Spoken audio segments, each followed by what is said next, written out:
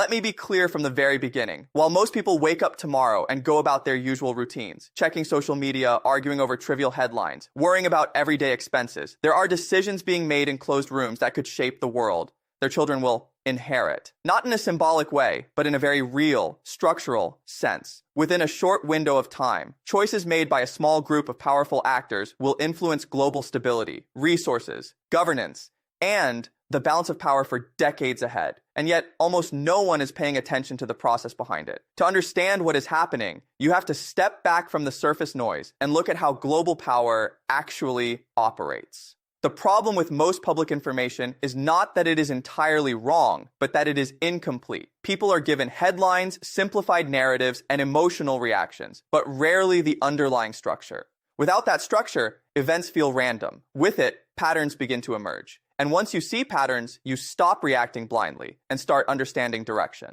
History offers clear examples of how decisions made behind closed doors can reshape entire continents. One of the most striking is the Berlin Conference of 1884. At that time, European powers gathered in Germany, and over several weeks of formal discussions, divided Africa among themselves. No African representatives were present. None were consulted. The meeting was framed publicly as a technical discussion about trade routes and navigation rights along the Congo River. But in reality, it was about territorial control and resource allocation on a continental scale. The consequences of that gathering are still visible today. Modern border conflicts, long-standing ethnic tensions, and political instability in several African regions can be traced back to lines drawn during that period. What is important is not only what happened, but how it happened. The public of that era had limited understanding of the true stakes. Even though newspapers and telegraph systems existed, the event did not appear as a moment of global restructuring. It was presented as bureaucratic diplomacy. That gap between perception and reality is where historical outcomes are often decided. This is how power tends to function. It rarely presents itself in a transparent or dramatic way. It operates through procedural language, institutional meetings, and technical frameworks. By the time the wider public recognizes the full impact, the decisions have already been finalized and embedded into long-term systems. The delay between action and awareness is one of the most consistent features of global politics.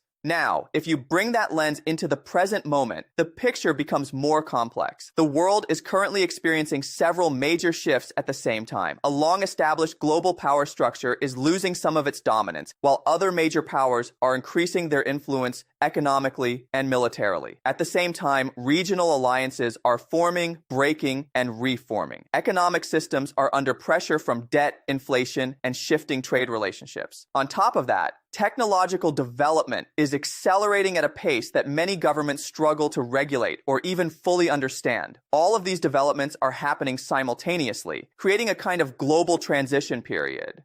And during this period, meetings between influential political and financial actors become especially significant. These gatherings are not about creating an entirely new world order from scratch in a single moment, but about managing the direction of change, setting boundaries, and protecting interests as the system evolves. To understand why this matters, it helps to look at the structure that has defined the global system since the end of World War II. After that conflict, a framework was built around the United States as the central economic and military power. Institutions like the International Monetary Fund and the World Bank were created, along with a dollar-centered financial system that became the backbone of global trade. This structure is often referred to as the rules-based international order. However, the rules themselves are not neutral. They are designed, enforced, and interpreted by specific actors. And history shows that different regions have experienced this system in very different ways. Some benefited significantly from stability and access to markets, while others faced strict economic conditions,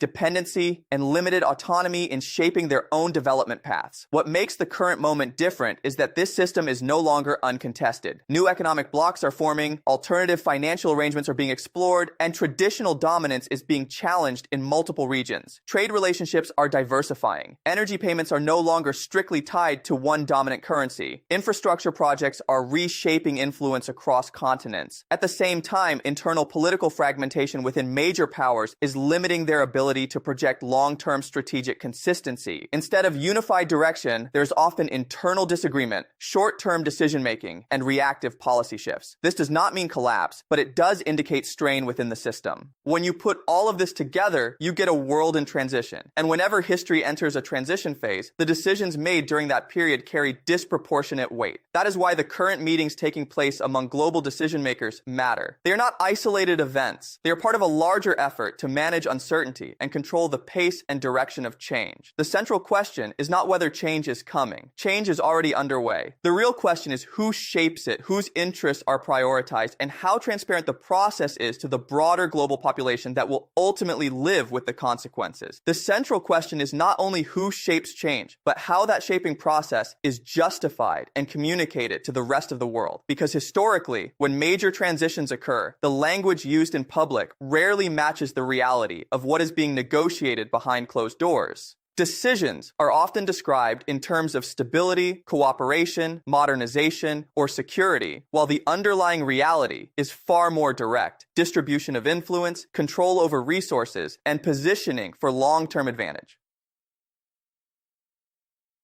To understand why this moment carries weight, it is useful to return to one of the most important ideas in political history: the pattern of rising and declining powers. When a dominant power begins to lose relative influence, and a new power begins to rise, the global system enters a sensitive phase. It is not automatically violent, but it becomes more unstable because expectations no longer align. The established power expects continuity of its role, while the rising power expects recognition of its new position. This dynamic was described centuries ago in the context of ancient Greece, where the growing influence of Athens created fear in Sparta. That fear, combined with uncertainty, eventually contributed to conflict. Modern political scientists often refer to this as the Thucydides trap, not as a prediction, but as a warning about how structural pressure can escalate tensions even when no side explicitly wants war. In the present day, the same structural tension exists on a global scale. One long-established superpower continues to hold significant military, financial, and institutional influence, while another major power has expanded its economic reach, technological capacity, and diplomatic presence across multiple regions. At the same time, other regional blocs are no longer passive observers. They are actively seeking greater autonomy, diversified partnerships, and reduced dependence on any single center of power. This creates a multipolar environment that is fundamentally more complex than the previous unipolar or bipolar systems. In a multipolar world, no single actor can fully enforce rules without negotiation, and no agreement can remain stable without continuous adjustment. That is why meetings between major stakeholders become more than routine diplomacy. They become mechanisms for managing instability. Within this context, the language of global governance often shifts toward technical framing. Instead of openly discussing power distribution, discussions are framed around economic resilience, supply chain security, financial regulation, or technological standards. These topics are real and important, but they also serve as a neutral surface layer over decisions that have deeper political implications. For example, changes in trade systems are often presented as efficiency improvements, but they also determine which countries gain access to capital and which remain dependent on external markets. Adjustments in financial frameworks are described as stability measures, but they also influence debt structures and long-term economic sovereignty. Even technological standards, while highly technical, can shape global dependence on specific platforms and infrastructure ecosystems. What makes the current situation particularly significant is that multiple transitions are happening simultaneously. Energy systems are shifting, with new suppliers and new routes altering long-standing dependencies. Financial systems are being tested by alternative payment mechanisms and regional currency arrangements. Supply chains are being reorganized for security and resilience rather than pure efficiency. And digital infrastructure is becoming a central field of competition, influencing everything from communication to defense capabilities. At the same time, domestic political systems in several major countries are under strain. Polarization, institutional distrust, and short-term political cycles reduce the ability to maintain consistent long-term strategy. This does not mean that states are collapsing, but it does mean that decision-making becomes more reactive and less coordinated over time. In such environments, external meetings between elites often serve as stabilizing points where longer-term alignment is attempted outside of domestic political pressure. The important detail is that these processes are largely invisible to the general public, not because they are deliberately hidden in a conspiratorial sense, but because they operate at a level of abstraction that is difficult to communicate in everyday political discourse. Most people experience politics through immediate economic conditions, media narratives, and national debates, while structural negotiations happen in parallel systems that rarely enter public attention in real time. This gap between lived experience and structural decision-making is what creates the feeling of distance in global affairs. Events appear sudden when they become visible, even though they have often been developing for years through incremental negotiations and institutional shifts. As a result, the world often experiences transitions, not as smooth adjustments, but as sudden turning points. By the time the consequences become widely recognized, the foundational decisions have already been made.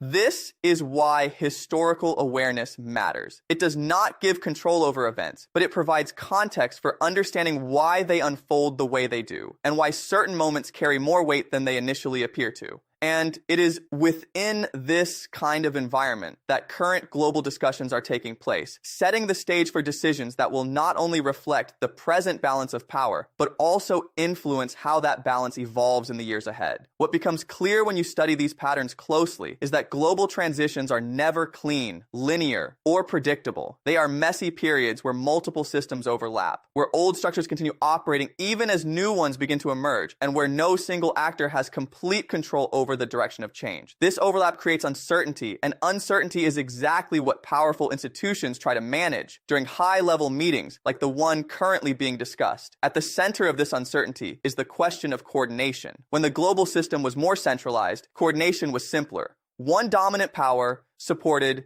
by aligned institutions, could set broad economic and security expectations, and most countries adjusted around that framework. But in a shifting system, coordination becomes fragmented. Different regions interpret global changes differently, and their responses are shaped by their own interests, vulnerabilities, and strategic goals. This fragmentation is visible in trade relationships, where countries are no longer relying on single partners or predictable supply routes. Instead, they are diversifying aggressively, building backup systems, and prioritizing resilience over efficiency. While this may appear purely economic on the surface, it reflects deeper strategic concerns about reliability and influence. It is also visible in financial behavior. For decades, global finance operated through relatively stable assumptions about currency dominance, interest rate alignment, and institutional trust. Today, those assumptions are being tested. Some countries are exploring alternative settlement systems, regional currency arrangements, and new financial platforms that reduce reliance on traditional centers of monetary control. Each of these developments, taken individually, may seem incremental. Taken together, they represent a structural shift in how global value is stored and exchanged. Meanwhile, technological development is accelerating this complexity even further. Artificial intelligence, advanced surveillance systems, digital infrastructure, and cyber capabilities are no longer just tools of convenience. They are becoming core components of national power. Countries that lead in these technologies gain advantages not only economically, but also militarily and politically.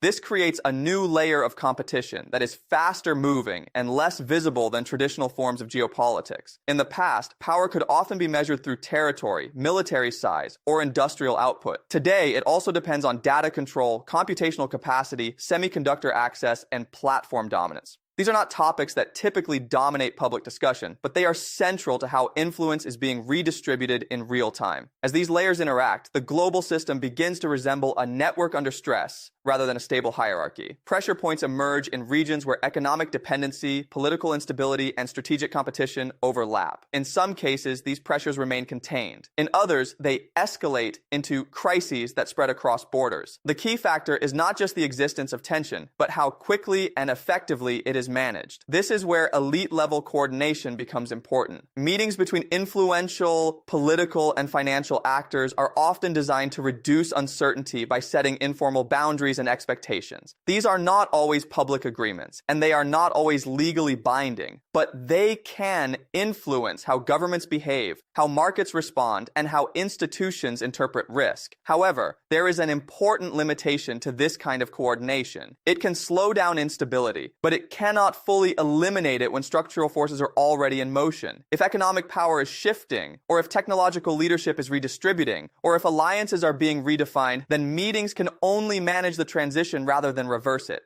Historically, this distinction has been critical. Many global transitions were not prevented by negotiation. They were shaped by negotiation, but ultimately driven by deeper structural changes. The fall of empires, the rise of new economic blocs, and the restructuring of international systems have rarely been the result of a single decision. Instead, they emerge from accumulated shifts that eventually become irreversible. This is why analysts often emphasize the importance of timing. In stable periods, decisions have gradual effects. In transitional periods, small decisions can have amplified consequences because they interact with other changes happening simultaneously. A trade agreement, a sanctions policy, a technological restriction, or a financial reform can each become more significant when the system is already in motion. Another critical aspect of this moment is perception. How the public understands global change often lags behind how quickly the change is actually occurring. By the time most people recognize a shift in global power dynamics, the underlying structures have already adjusted. This delay creates a gap between experience and reality, which is often filled by simplified narratives or reactive political debates. That gap matters because it shapes how societies respond. If people perceive change as sudden or isolated, they tend to react emotionally or defensively. If they understand it as structural and ongoing, they are more likely to interpret events with context and patience. Neither reaction changes the underlying trajectory of global systems, but they do influence how societies adapt to those changes. In the current environment, where multiple transitions are overlapping at once, this awareness becomes even more important because what is unfolding is not a single event, but a convergence of long-term trends reaching a critical point at the same time. And it is within that convergence that high-level decisions are being made, not to stop change, but to shape how it unfolds in the next phase of global history. When multiple long-term trends converge at the same time, the global system enters a phase where uncertainty is not an exception anymore. It becomes the default condition. In such moments, stability is not something that naturally exists. It is something that must be actively produced and continuously maintained. That is why so much effort is concentrated in high-level coordination, negotiations, and strategic meetings during periods like this.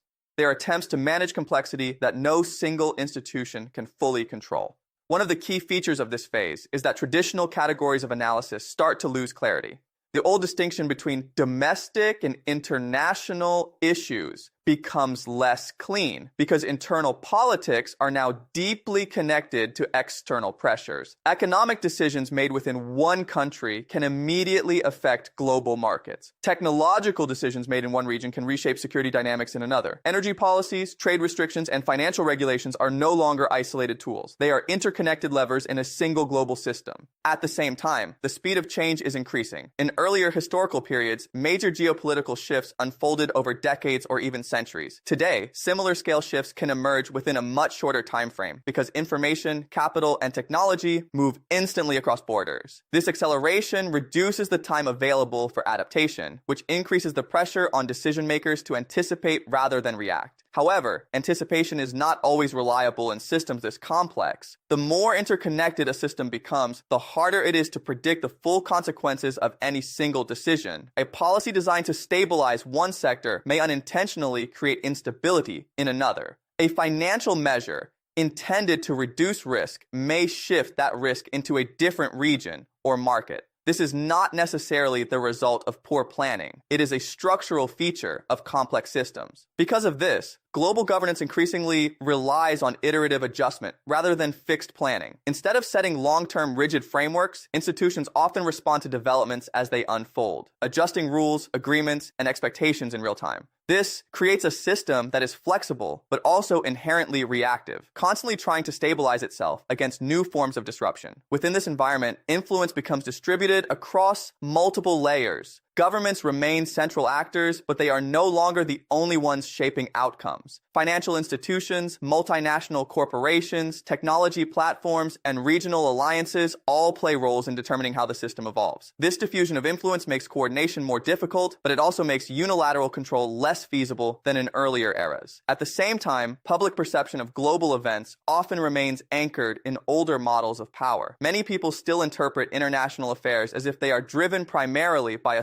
small number of visible leaders making clear, centralized decisions. While leadership matters, the reality is more fragmented. Outcomes are increasingly the result of interactions between systems rather than directives from a single authority. This gap between perception and structure is important because it affects how societies interpret change. When people expect clarity but encounter complexity, they often fill the gap with simplified explanations. This can lead to misunderstanding the nature of global transitions, where slow structural adjustments are mistaken for sudden intentional actions, or where long developing trends are interpreted as isolated events. In reality, what appears as sudden change is often the visible surface of long-term accumulation. Economic shifts, technological developments, and geopolitical realignments build gradually until they reach a threshold where they become visible all at once. That visibility creates the impression of sudden transformation, even though the underlying process has been unfolding for years. This is especially relevant when analyzing the role of elite coordination during transitional periods.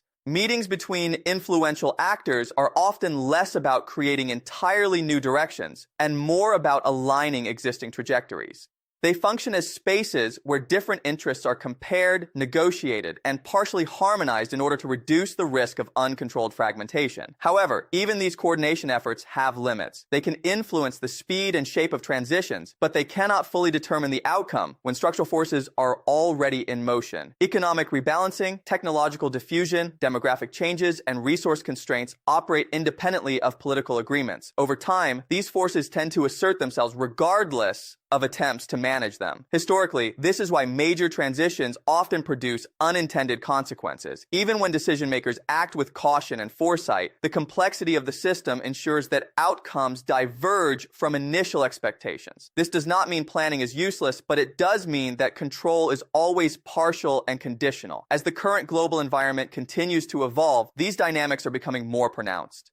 The overlap of economic realignment, technological acceleration, and political fragmentation is creating a situation where adaptability matters more than long-term certainty. The system is not moving toward a single predefined outcome. It is moving through a period of adjustment where multiple possible futures remain open, depending on how key tensions are managed in real time. And it is within this uncertain space that today's high-level decisions are being made, shaping not only immediate policy responses, but also the broader direction of global transformation that will define the next phase of international order. In a period like this, where multiple possible futures remain open at the same time, the concept of control becomes more limited than most people assume. Control is often imagined as something absolute, as if a single group or institution can fully direct global outcomes. In reality, especially during transition phases, control is more about influence over direction rather than ownership of outcome. It is about shaping conditions, not dictating results. This distinction matters because it changes how we interpret global decision-making. When high-level actors gather to discuss the state of the world, they are not operating in a vacuum where they can simply design the future from scratch. They are responding to pressures that already exist: economic imbalances, technological competition, resource constraints, and shifting alliances. Their role is to manage these pressures in a way that avoids sudden breakdowns while preserving as much stability as possible for as long as possible. But stability itself becomes harder to define in transitional eras. What looks stable for one region may represent stagnation or decline for another. What looks like progress for one group may feel like loss of autonomy for another. This uneven experience of change creates tension because the global system is not moving in a single direction at the same speed for everyone. Instead, it is moving in multiple directions at once, depending on perspective and position within the system. This is why global agreements during such periods are often layered and complex. They are not designed as simple solutions, but as compromises between competing interests. Every major actor enters negotiations with different priorities. Some prioritize economic growth, others prioritize security, others focus on technological leadership or regional influence. The final outcomes are rarely ideal for any single participant, but they are structured to prevent larger systemic breakdowns. At the same time, the tools used to manage global coordination are evolving. Traditional diplomacy, centered on formal treaties and public agreements, is now supplemented by informal frameworks, technical standards, financial mechanisms, and private sector involvement. This creates a multi-layered system of governance where decisions are not always visible in a single document or announcement. Instead, they are distributed across institutions and networks. One consequence of this structure is that accountability becomes harder to trace.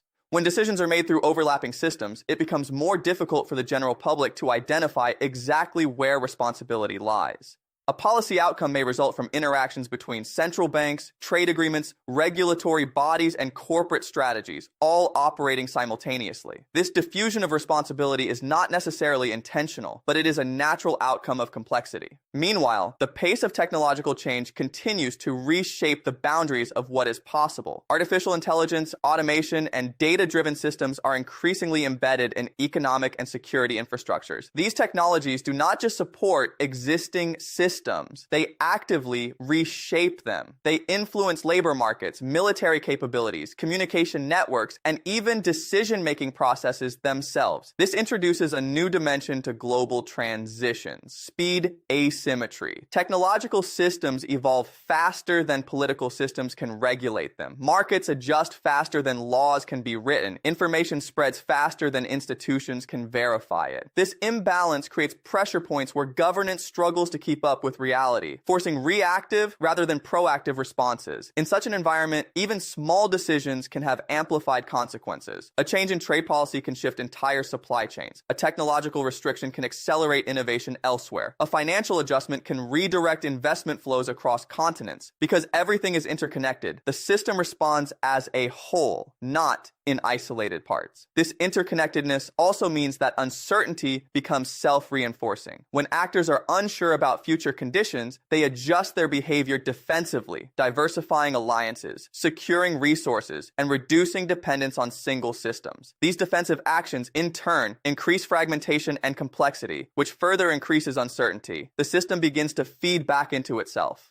Historically, similar feedback loops have appeared during other major transitions, though never at the current global scale and technological speed. Empires, alliances, and economic systems have always faced moments where coordination became harder and fragmentation increased. What is different now is the density of interconnection and the speed at which feedback occurs. In this context, high-level meetings are often less about solving problems permanently and more about slowing down instability long enough for adaptation to occur. They aim to prevent sudden shocks, manage expectations, and establish temporary frameworks that can hold the system together while deeper structural changes continue underneath. However, these frameworks are inherently temporary. They are designed for adjustment, not permanence. As underlying forces continue to evolve, agreements must be revisited, revised, or replaced. This creates a continuous cycle of negotiation that reflects the ongoing nature of transition itself. So what emerges is not a final destination, but a managed state of movement. The global system is not arriving at a fixed endpoint. It is passing through a period of reconfiguration where influence, power, and structure are all being redistributed. And within that process, every decision, whether made publicly or privately, contributes to shaping the contours of what comes next, even if no single decision determines it entirely.